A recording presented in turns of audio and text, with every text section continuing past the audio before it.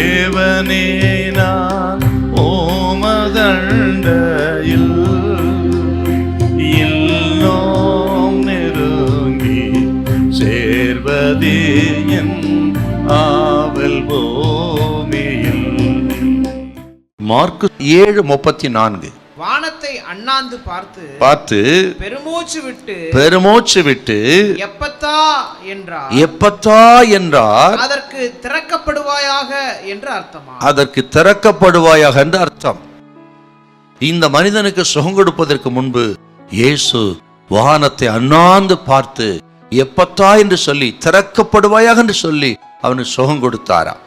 அப்படின்னா ஏன் வானத்தை அண்ணாந்து பார்த்தான்னு கேட்டீங்கன்னா, இந்த மனிதனுக்காக ஆண்டவர் பிதாவினிடத்துல மன்றாடி ஜெபித்தார்னு அர்த்தங்க.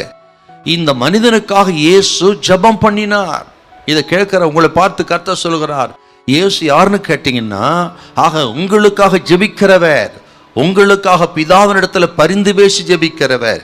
இன்றைக்கும் பிதாவின் வலது பார்ஸ் வீற்றிருந்து இயேசு உங்கள் பலகீனங்களுக்காக, உங்கள் பாவங்களுக்காக, உங்களால் ஆக முடியாது என்று தவிக்கிற காரியங்களுக்காக, உங்களுக்காக மரித்த, உங்களுக்காக பாடுபட்ட, உங்கள் உணர்வுகளெல்லாம் அறிந்த, உங்கள் சோதனை அறிந்து கொள்வதற்கு சோதிக்கப்பட்ட இயேசு உங்களுக்காக பரிந்து பேசி கொண்டிருக்கிறார். பயப்படாதீங்க.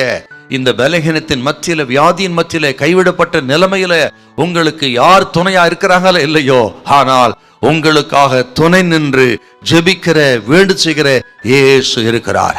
வானத்தை அண்ணாந்து பார்த்தார் அப்படின்னா இன்னொரு அர்த்தம் என்னன்னு கேட்டீங்கன்னா, எந்த நன்மையும் பரலோகத்திலிருந்து தான் வர வேண்டும், ஆகவே நீங்கள் பரலோகத்தை நோக்கி பாருங்கள் அப்படின்னு சொல்றார். மனுஷன் முகத்தை அல்ல, மனுஷன் கைகளை அல்ல, நீங்கள் நம்பின மனுஷனை சார்ந்து அல்ல, எந்த ஒரு நன்மையும் பரத்திலிருந்து தான் கொடுக்கப்படுகிறது.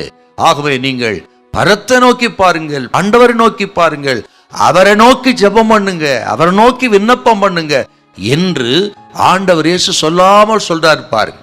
ஆகவே ஆண்டவர் சொல்றார், இன்னைக்கு ஜெபம் பண்ணுங்க, உபவாசம் பண்ணுங்க, அவர் கரத்தை நோக்கி பாருங்க, பரலோகத்தை நோக்கி ஜெபம் பண்ணுங்க.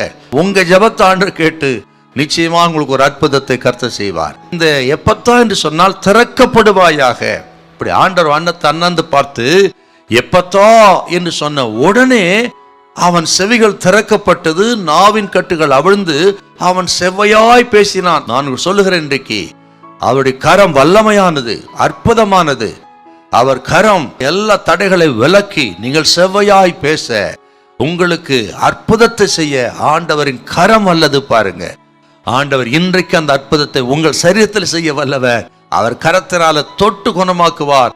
எல்லா தடைகளையும் இயேசு விலக்கி போடுவார். ஹல்லேலூயா, ஹல்லேலூயா.